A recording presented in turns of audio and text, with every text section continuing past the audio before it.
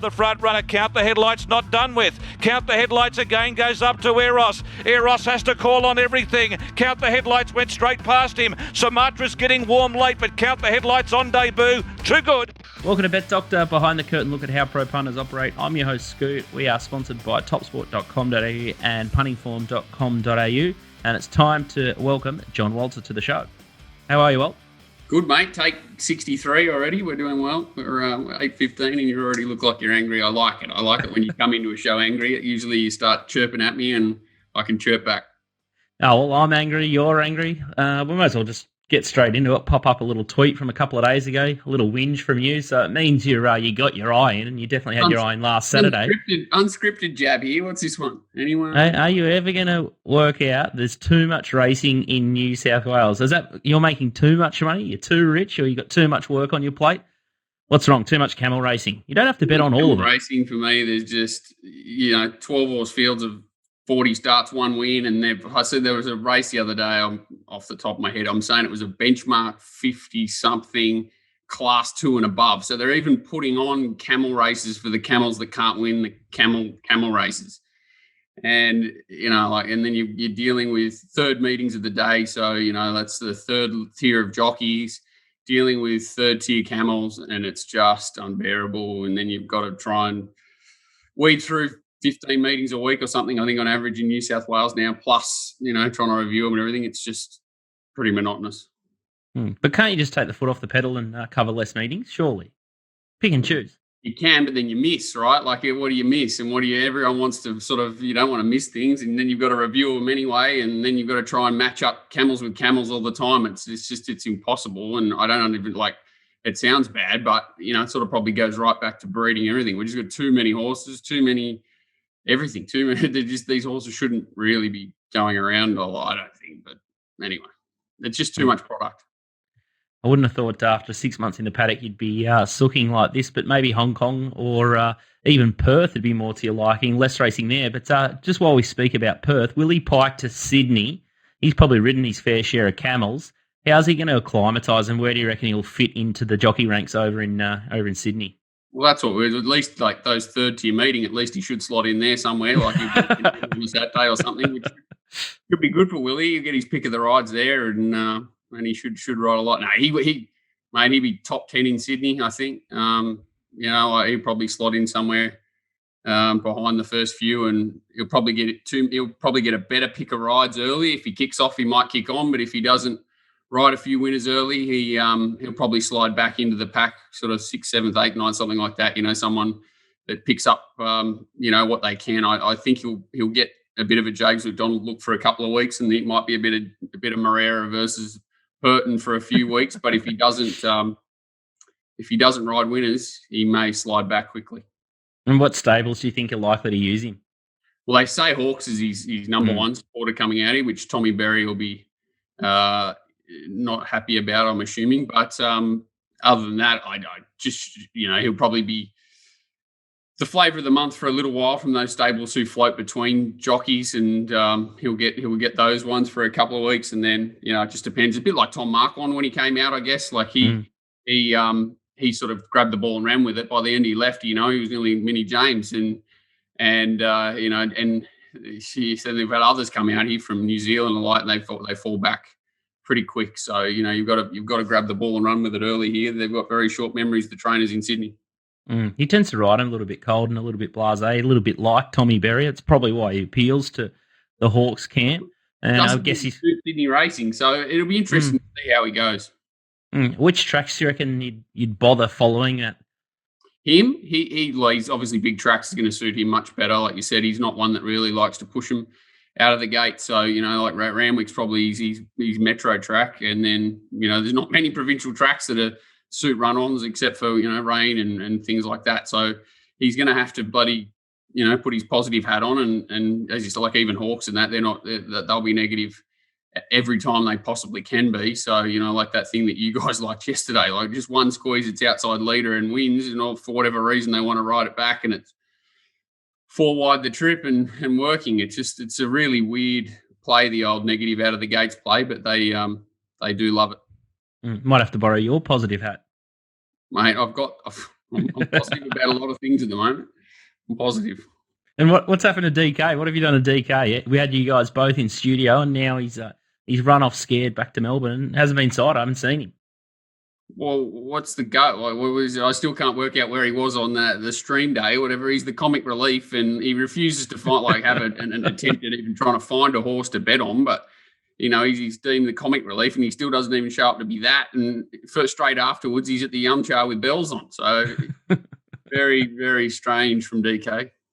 He sent me a message on Monday, and I think he had the sulks up bad. He was just checking in on me to see if I still like the Gold Coast, and I told him I did. And I was surprised he hasn't packed up the house and packed up the car and jumped on board, because I think reality's sort of biting down there in Melbourne. The weather's wild. The tennis results are absolutely crazy, and just sounds like pure hell down there. So fingers crossed he can bounce back. I think he's back on deck next Tuesday, so his subs will go out today or later today, and you can join in. And February 1st is when he kicks off, so needs the full month off. DK needs a month in the paddock to recover. Good luck. He looked like I saw his highlights on somewhere of his trip. He looked like he had a good time anyway, so it's good that he's having a good break. It's going to be a big show today. We got Nico Noonan, who was on fire at the Valley. Count the headlights. He was all over that one. I think it was about 420 into 370 after the show, but the bookies took it on the day. Back out to $4.80. We got Beat the Bagman. We got Shane Adair coming back. It's Morphettville, so we're getting away from Gawler and all the, I can say shit pot meetings, but the small, lesser light tracks, and we're back on the big stage. They got a good card over there in Adelaide. The big horse, Behemoth, is back. Mug Punter, he's had more seconds than St Vinny's at the moment, and he's just copying an absolute hiding through the cracks, just couldn't get there. He keeps finding one better. He's had a lot of seconds, so fingers crossed he can get through his rough trot. I know everyone wants him to succeed. I think, was it Shadow Crush might have knocked him off too. Well, that was a bit of a little follow-up from a couple of shows back, Shadow Crush, and you found on the weekend? Yeah, small, but it was strong for the line. It was weird. I get a little bit thrown off when they scratch him from races that look suitable, and then it looked like it was a very similar race last week, same sort of draw, everything, and I think they must have said, oh, well, we've got to run today, and it went like a rocket. It's sort of its last 100 metres there, it was strong through the line. It'll probably win again if it draws a gate or finds something very similar next time. It was pretty dominant, so that stable, when they get their horse in form, they tend to hold it, so he'll go well again, I'd say. And you only covered the one race last week, Silent Impact, 1-from-1. Were you a bit worried? It settled a little way back.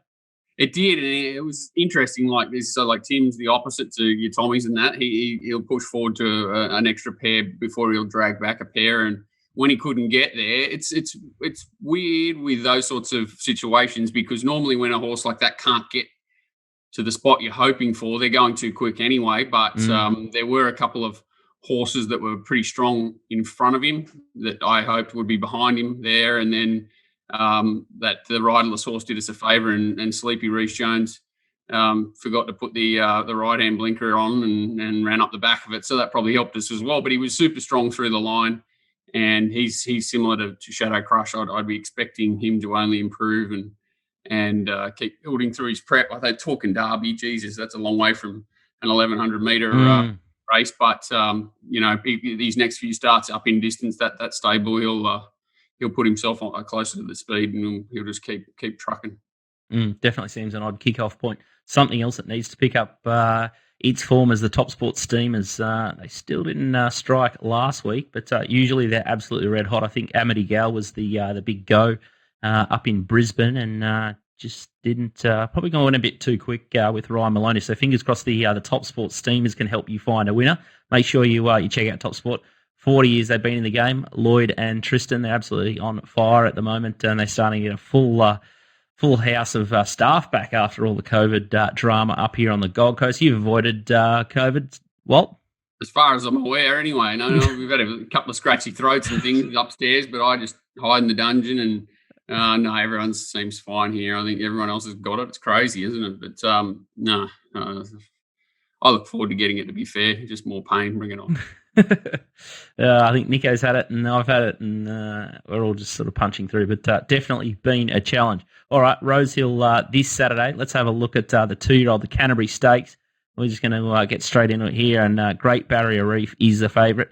CJ Waller and J-Mac, $1.95 out to $2.05. Zambezi River, $4.60. Robusto, $7.50. Sweet Ride, $7.50. In from $8.50. Flashing Steel, $12. Raccamello is $13. Mellencamp, John Cougar is $19. And you can get $21 for Best of Bordeaux. But we're going to have a look at a couple of barrier trials here. The first one is the Canterbury trial. The horse we're looking for is Great Barrier Reef in the purple, back on the fence, Walt. So for me, this is the probably the one you want to watch the most. Just out of the gates, he shows good speed, tucks in behind, does everything you want to do, pulls off the heels of that horse. Not too bad, gets to the outside and really professional. Lopes up to him, and then when he gives it a squeeze, changes leg and accelerates without much help. So even though he's in the best part of the track, he's got his ears pricked and he's nice and strong to the line. Second horse there, I should know who it is, but I thought it was pretty talented too. It's just everything you want to see from an early 2-year-old, and just looking at him physically there, he looks pretty impressive as well, which is a big help coming into this time of year. And what about Waller and 2-year-olds? I got no issue with him and 2-year-olds. As long as everything makes sense that he's doing with them, as in sort of setup trials, everything. He seems to have got a much better handle on it now, and he's not like a Ma that smashes them all and gets them to, I think, sort of they get there naturally, which is to me an advantage. He doesn't sort of push them as much as other stables do, and he only lets the ones that sort of put their hand up go through the grades. And you can see here he's already got a couple down the bottom here who've had a run early, one run, tip out, 119 days. He really seems to have got a solid handle on sort of getting him to peak more for the slipper, and then post-slipper size champagne, and then into 3-year-olds, which that makes more sense to me, the way to train that, rather than your Mars who you've got to worry whether they, after Christmas they're spent. So the first trial we saw was on the 30th of November, and then 10 days ago was the trial at Rosehill, and he's just tucked in behind on the fence again in an awkward spot in the purple. He got the old DK draw here, which didn't help him, I don't think. And it's weird. You don't see it often where a horse never really finds clear galloping room in a trial these days. They all give themselves plenty of room, but this bloke just never really gets a chance to show his wares at all. I don't mind that. I like that a horse has had a bit of field race experience, so that's probably the first time he's had horses inside and out of him, and that'll really help him if he gets into a situation like that on Saturday. And you can see through the line there he was nice and strong, so it's not as if he shied away from him, pulled up, anything like that.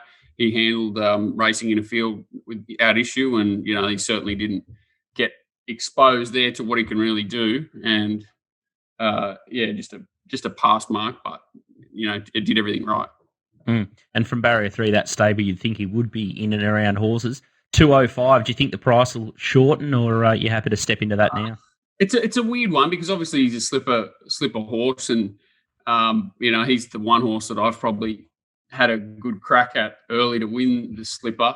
And you got a couple of lines of thought, like as in normal Waller, this horse, as you say, they'd probably be pretty passive, not too worried about how he went, but this time of year, you want to get close enough to the field, qualifying for the slipper field as you can. So 90 grand is important to doing that, and probably puts them in a position where they don't have to really do much with him between now and then. They can sort of pick their target and the best way into the race. So I expect him to be, ready to go on Saturday. And I'd expect him to get a nice run here. And James McDonald, everything to me says he probably shortens rather than gets out, which is pretty scary. I was hoping that Metallicity would accept in the race, and then we'd probably be getting 5-2 or something like that rather than even money. But I can't really see many scary horses apart from probably Flashing Steel, who had an outside draw there the other day and got jagged back and made a short run down sort of the worst part and got knocked up. He's got Collet Gate 1. He's the sort of horse you could see sneaking up the fence through the dirty Collet ride,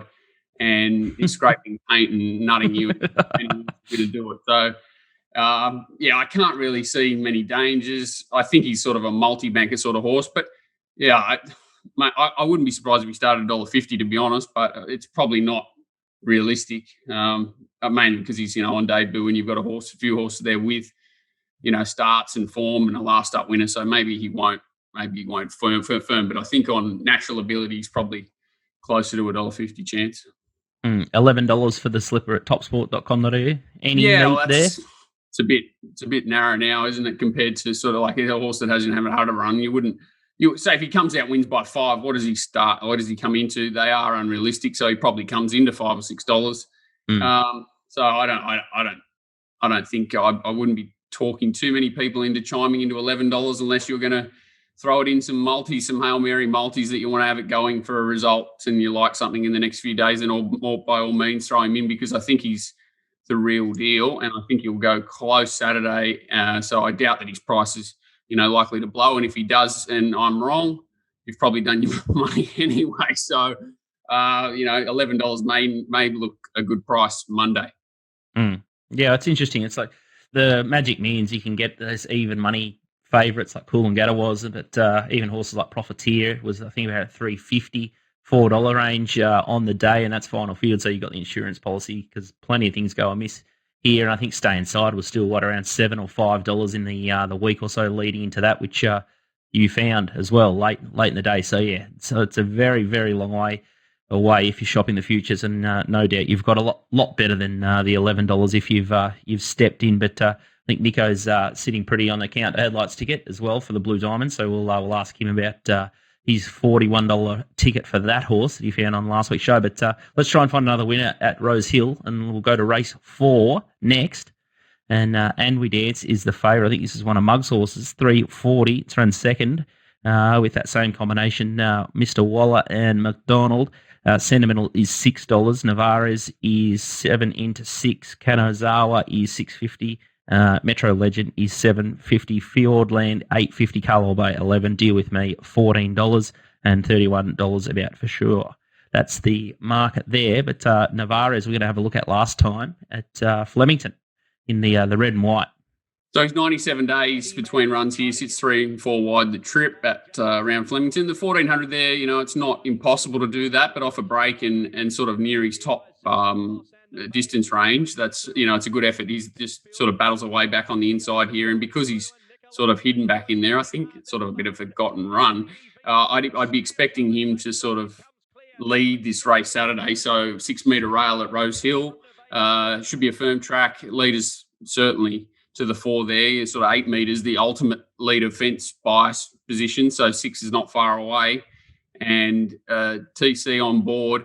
That horse, And We Dance, it's a weird one. Like I went from having the biggest bet I've had in, 8 months or something it is, 2 starts ago, and it sort of led, walked, kicked 5 in front, and then just had a mental spasm with 200 to go and got run down by a pretty average horse.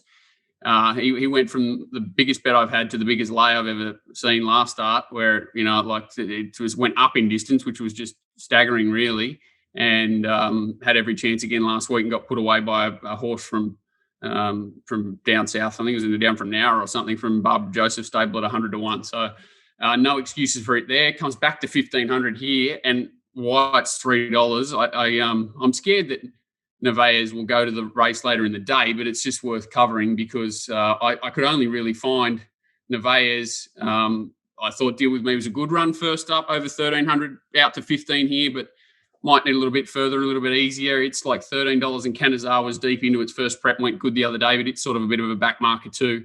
The rest of them are really pretty well exposed and average animals. And I like, if Nevaez shows up here, $7.50 seems, or whatever it is, $6 with TopSport seems a pretty attractive price for a horse that is strong, has got an aggressive rider on it and a 6 metre leader.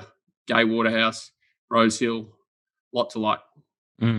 So the other race you're talking about is race 10, number 14, Navarez. So we'll make sure you check out and see which race it pays up to. Walt, outstanding. So we'll just lock in Great Barrier Reef. We'll anchor that in all our multis for the Saturday and anything we can find in the lead up.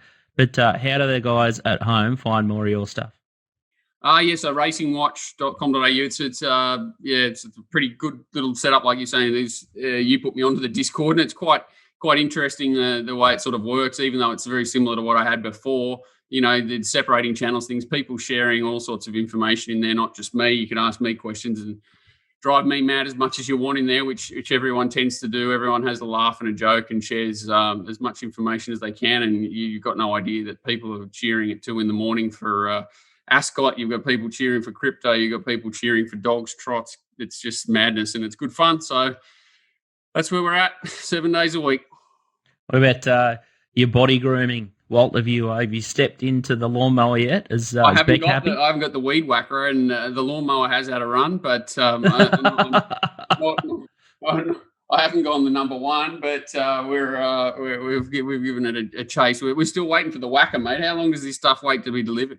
It usually takes about 10 days. I've got if my man can just zoom in a bit, I've got the weed whacker here, and it's just got that little steel device there, and it just literally just goes straight up the beak there. So you can do it in about 20 seconds. So that's Manscaped, and you guys at home can just type in Little Birdie and get 20% off as well. So Big Red's had the shave down. He's gone full Nick Rewalt, and I need a bit of a clip, but my nose is absolutely Mickey Mouse there. So make sure you check out the lawnmower is the best bet. The shears, just get all the little eyebrows and all the odds and ends, and then the weed whacker comes home strong and gets rid of the nose. And I'm tipping of work in the ears as well, but that's not a big priority for me. So that's Manscaped, and just type in Little Birdie as a promo code. Outstanding stuff, Walt. Hopefully we can get you in studio next week. And less dramas, and I'll be in there next week. Get you out and about. There's always something. But fantastic stuff. Good luck at Rosehill. And if you want to follow more of his stuff, make sure you check out racingwatch.com.au, and you can join his crazy little chat in there. Mm. Cheers, guys. All right, we'll take a quick break, and we'll get Beat the Bag, and we'll get Shane Adair on to talk all things Adelaide. Welcome back to Bet Doctor, behind the curtain look at how pro punters operate. I'm your host, Scoot, and I'm joined by our Brownlow medalist, Beat the Bagman. He's had a bit of a freshen up, and he's safe and sound over there in Adelaide. How are you, Bagman? Good to see you, Scoot. Nice to be back on Bet Doctor again for 2022 as the telly goes into meltdown behind me here. But nice to be back on Bet Doctor. If we can find a few winners for the punters in 2022. Tanned up, been down a road for the summer. Yeah. Went down the coast with the kids. So they saw some fireworks and spent all the money. So we've got to find some winners, Scoot. We're bleeding cash through these school holidays. Know all about it completely. All right, let's have a look at Morphettville this Saturday. It's cracking racing at Adelaide. Race 5 is the first one that we're going to have a look at. It's the Grand Syndicates Handicap over 1,600 metres, and Be Tempted is the favourite here, $4 from the David Jolly Camp. Night Passage is $4.20. Shikaro is $4.80. Trade Win is $4.80. Black Sail is $8, and there's been a little bit of money for Pearl Bandit, 11 into $9.50. Territory Titan is $14, and then you've got Ace of Clubs out of the market there at $41. And the horse we're going to have a look at here is Pearl Bandit in the black and white stripes. Talk us through this one. This is Pearl Bandit's last start at Murray Bridge, as you said, in the black and white stripes, just behind the leaders there. Look, it wasn't a flashing light run this day. I thought it was very even towards the line, but it was second up from a spell this day. On Saturday, it'll be third up to 1,600 metres, and last preparation posted some really high figures when it got to this distance range at Morphettville. The race itself is very even. The favourite Night Passage was good, winning last start, but I thought it was short enough at the current quote. And Pearl Bandit, if it can actually get to that figure of last preparation, it puts itself right in the race, and around that $12 and $3.50 the place. Looks a really good each way bet. Tegan Borum will get the slight claim, so we'll get a few kilos off its back, and if it can perform, as I said, to that last preparation, it gets right in the mix. So I'd rather be that at an each way price, and hopefully I can fill up our bags for the back end of the program, Scoot. Well, you're a little bit like Walt. Once you start playing outside the market in this sort of like $10, $11, $12 mark, usually they're backed, and you have an uncanny knack at jagging them, and this is a bit of a red alert bet for me. Usually you're in the sharp end of the market, but definitely piqued my interest, and this is a horse that I can remember. So fingers crossed we can take the early price there at $9.50, halves in price, and we just get a little bit of luck from barrier 1, the Coffin, DK's favourite spot. But Tegan Borum, how do you think she's been going lately? Look, she's a solid rider, I guess, in the SA riding ranks. Also limited with the opportunities and the horses that you actually get given at times. There's a lot of talented riders, but they're riding very slow horses at times, so they don't get to show their full ability. But I I think Pearl Bandit, for this case, will get a soft run. Tegan will just have to bide her time. We'll need a little bit of luck to get out, but is very strong to the line late. And third up, I think back to headquarters, home track of Leon McDonald's. I think we'll see a much improved run, and I think it could be right around the money. There's definitely some patterns with certain stables just targeting and having a lot of success at certain tracks. So that's something I've picked up recently in Adelaide. Let's have a look at race 7. The Junction Handicap over 1,800. This is your second bet for the show. So we've got Cuban State favourite here, $4. Irish Playboy, $5.50. Montaigne is $5.50. Redwood Shadow, horse the viewers might know from Melbourne, $6. Montepulciano is $9. Uniquely $9. Call Me Seamus is another one that we know, $9.50. African Awesome, $11. And Charlton, $26. And Busker's Ballad, $67. And we're going to have a look at Montaigne in the red with the yellow stars here on a really wet track this day, pushing wide.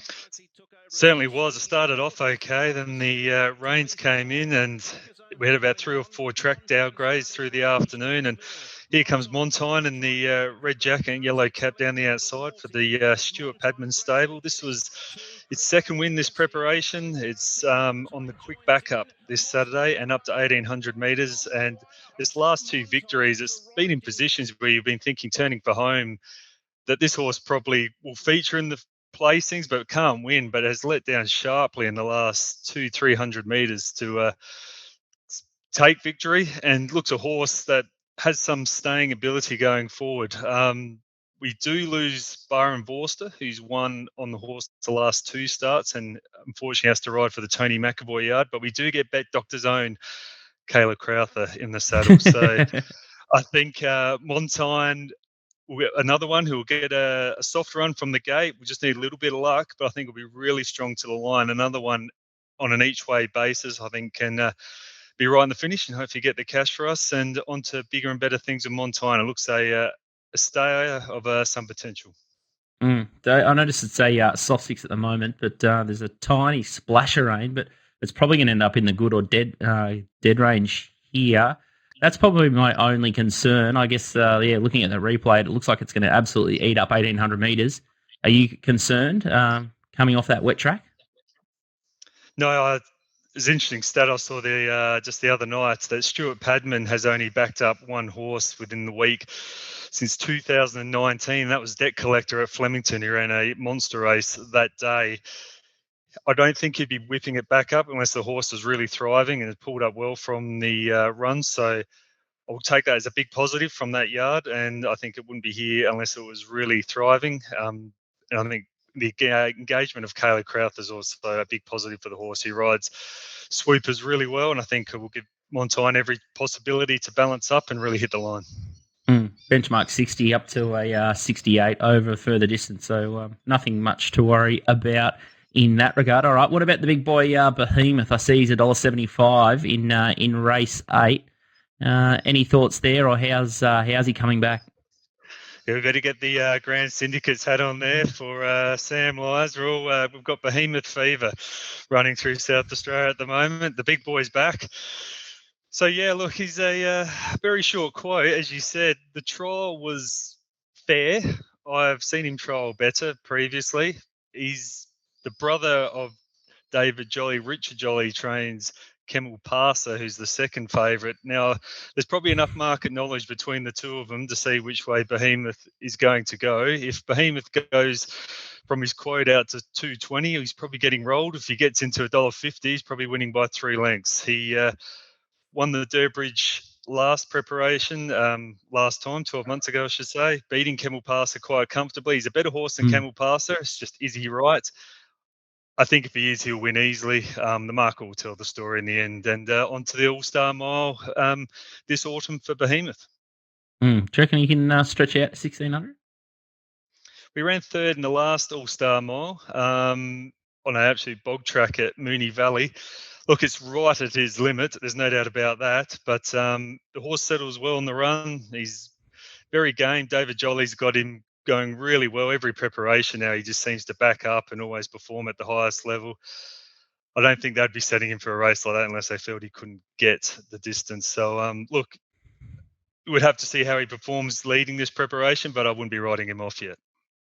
I think the CF4 and the Futurity will be nice little pick-off races for him, but I'd be definitely leaning the way of Nico Noonan's pin-up horse. I'm thunderstruck in that one. But fascinating to see, and I guess you've nailed it with the market insights there.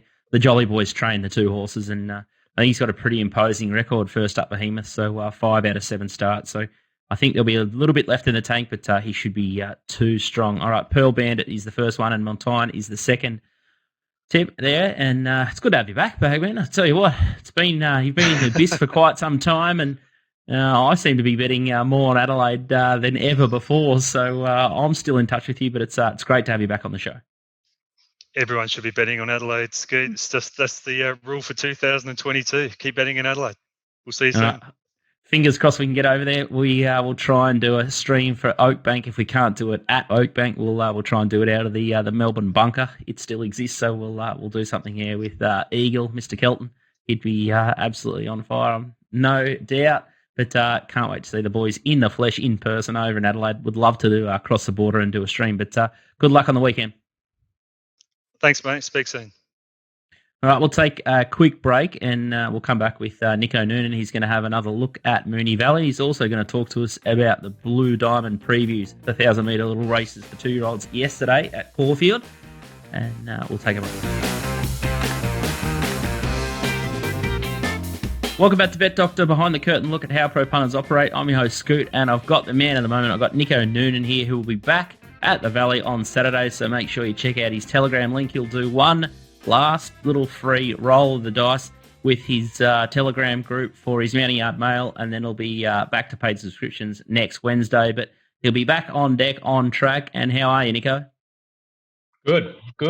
Survived the COVID, so we're back and keen to rip into an interesting little meeting from Moonee Valley. I think a lot of the quality sort of ran yesterday at Caulfield, but still a few races. I think there's a few bets to be had at the Valley as well. So keen to get out there. Sort of tomorrow, I think, would be day 12, sort of ISO, either with COVID or isolating from a close contact. So to get back to the track after what feels like an eternity, I'm very excited. Mate, good to hear that you've got through it unscathed. Let's talk about yesterday's results, especially in the 2-year-olds, because this is where you've got, I guess, the keenest eye and a bit of an edge over the market. And talk us through the winners of the Colts and the Fillies. The first one, Dormier. What did you think about that one? I know you were on Rampant Line. Yeah, definitely. I thought Rampant Line would definitely beat Philosopher. I just didn't really factor in Dormier to sort of be as close in the run as what he was. I thought he did behind them both, and then he sort of landed outside lead and Rampant Line had to chase him. I thought, this is probably game over from here. So Dormier looked like he improved a fair bit off his jump outs and looks a pretty professional sort of 2-year-old, which you'd kind of expect from the Freedman operation, especially with Godolphin. They usually find one with a bit of talent. So look, looking at the 2 races yesterday, Miss Rosiano won the Fillies Prelude.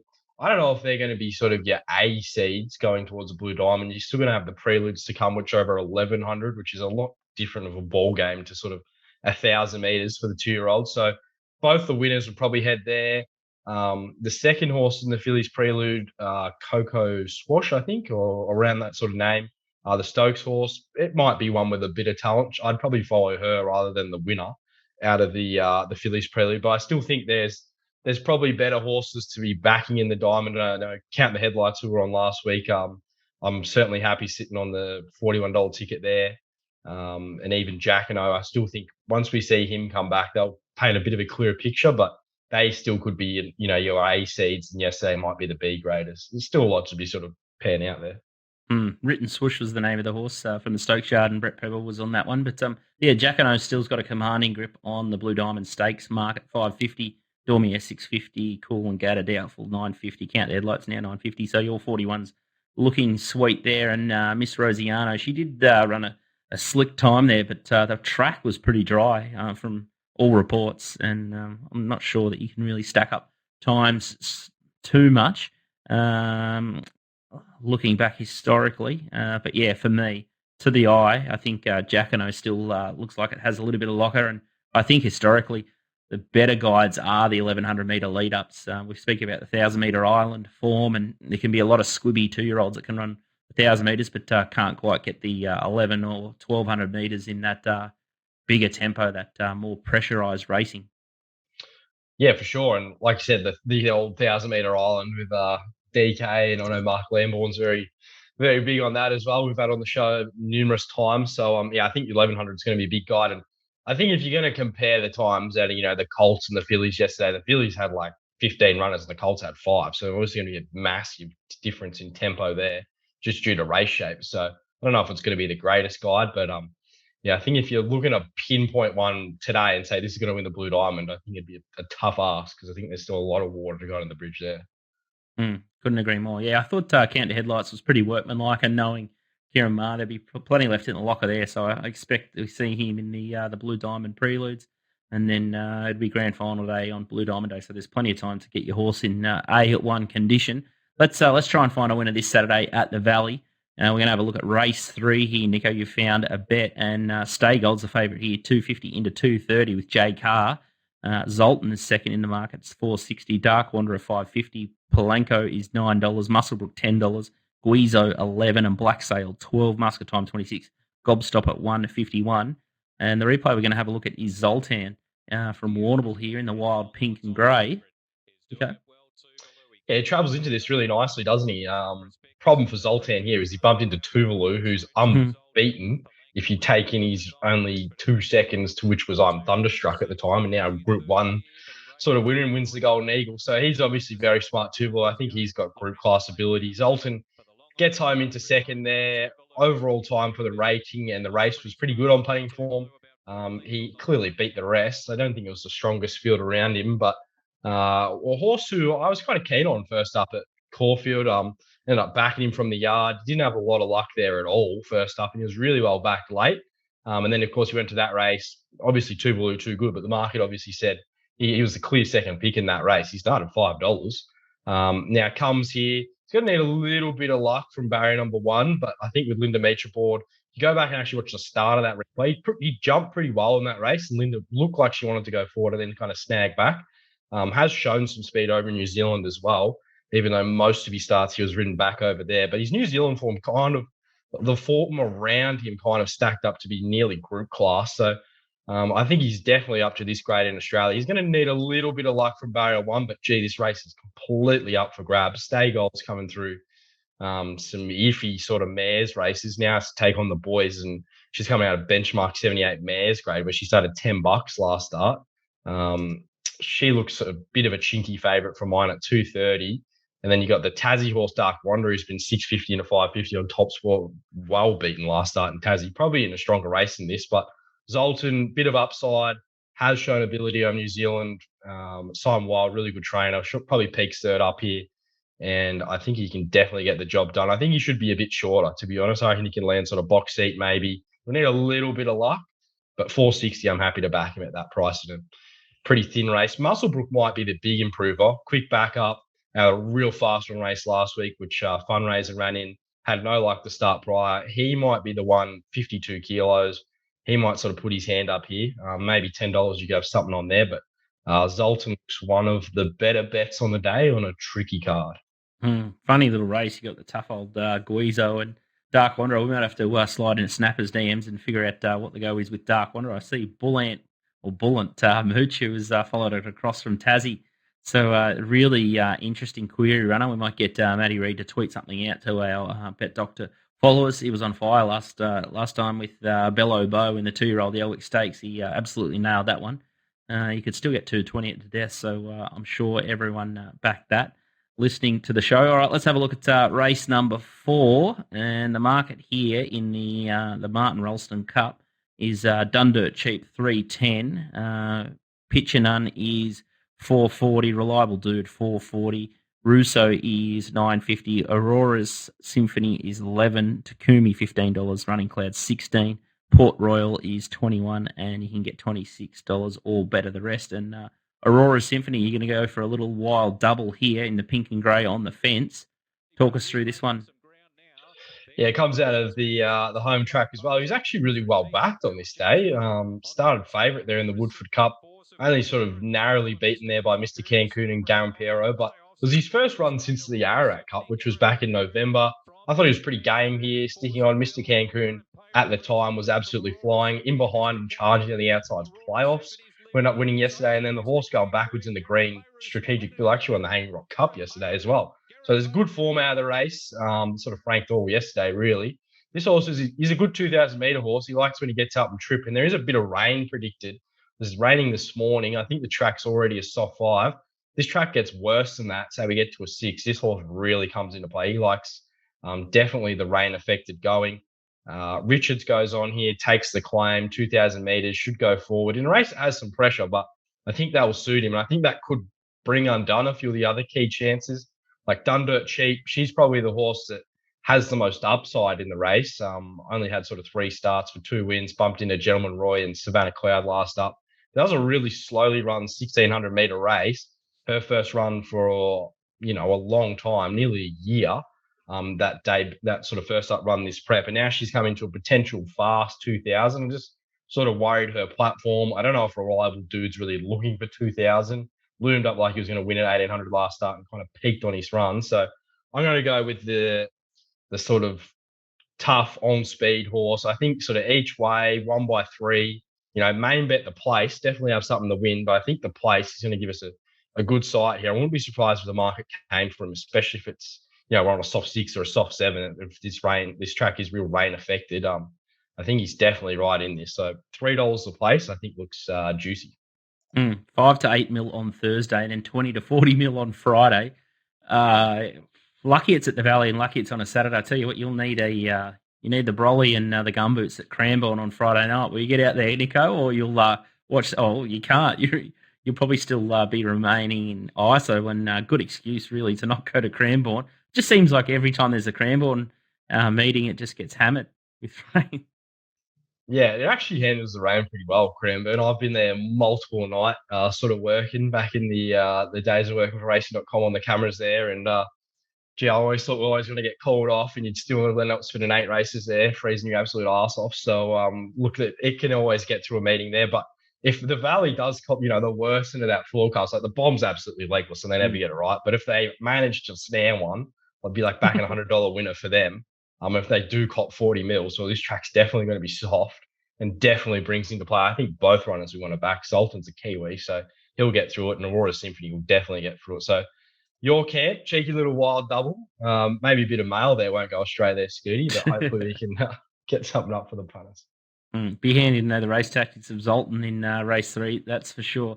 All right, Nico's going to tweet out his Telegram link and follow at Little Birdie TV if you haven't already, and you'll join in the Telegram group for Saturday at the Valley. So if he's horned up and if we get the mail, you'll get all his yard assessments in the last 3 to 5 minutes.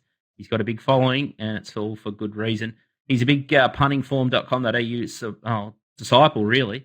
He loves the database, the sectional times, the barrier info, and all the trainer and jockey stats. It's all there, and it's easy. You can save all your notes, and it's the best database that we can find in the Australian market. So if you want to upgrade your punting, make sure you check out puntingform.com.au. But thanks, Nico, and good luck on Saturday. Thanks, Scooty. Good luck, punters. Let's have a fill up at the Valley. We'll just head straight into Muggs Moral, and we might have to change this segment to the Kiss of Death. It's a bit like his fried chip roll without any sauce. He tweeted this one in the other day, and he copped a fair bit of flack from his Twitter following, but there's a picture here of Muggs' lunch.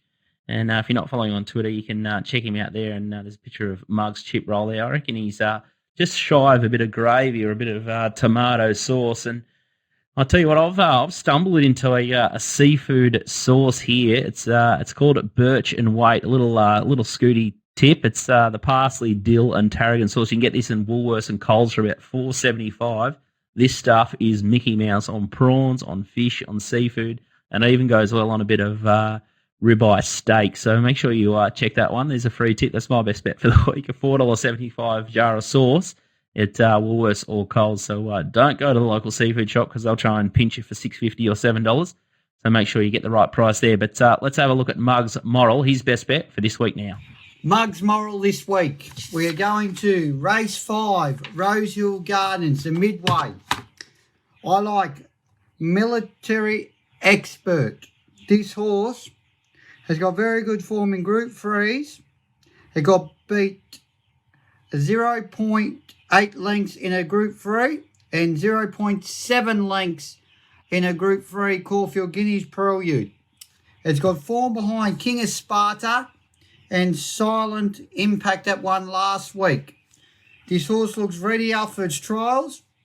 It's going to be leading behind the pace, sitting there behind them, or sitting behind the leader. It should be winning with Tommy Berry and Annabelle Neeson. Every time these two stables team up, they're always winning.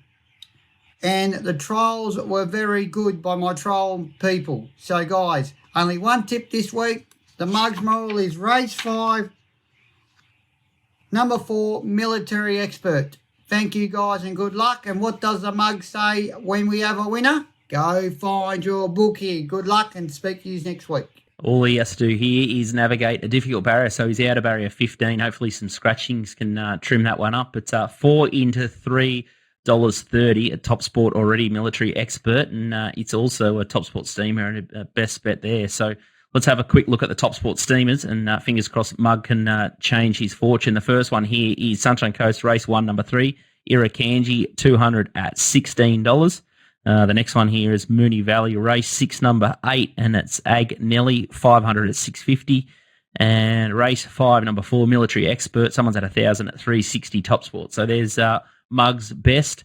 And then race 9, number 9, and that is Tamerlane, 400 at $6. So a little bit of quiet action there, but Military Expert could be the one. Make sure you follow that segment. There's always a little bit of gold there, and follow the smart money at TopSport, and you'll be around the mark. That's it for us. We've done another little mini ISO edition. Walt Shoresme will be in the studio next week. DK will be on the show next week as well. Make sure you check out your emails and the littlebirdie.live website, and you can resubscribe to DK Set. So he's going to fire back up for February the 1st, and why wouldn't you join DK Set? He won 69 units last year and hit it around 47.9% return there. So you are absolutely mad if you don't subscribe to DK stuff. His provincial movers, it'll all come via the Little Birdie app. So make sure you download the app.